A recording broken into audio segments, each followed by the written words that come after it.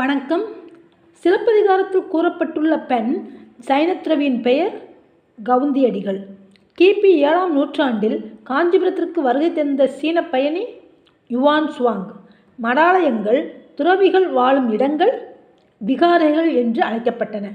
புத்தருடைய உடல் உறுப்புகளின் எஞ்சிய பாகங்கள் மீது கட்டப்பட்டிருக்கும் கட்டடம் ஸ்தூபி. இரட்டை காப்பியங்கள் எது பௌத்த இலக்கியம்? மணிமேகலை நூல். கிபி 1453 துருக்கியர்களால் கைப்பற்றிய பகுதி கான்ஸ்டாண்டினோபிள். மன்னர் 6ஆம் சார்ஜ் உருவம் தாங்கிய இந்தியாவின் முதல் 5 ரூபாய் நோட்டு ரிசர்வ் வங்கியால் வெளியிடப்பட்ட ஆண்டு 1938 ஜனவரி.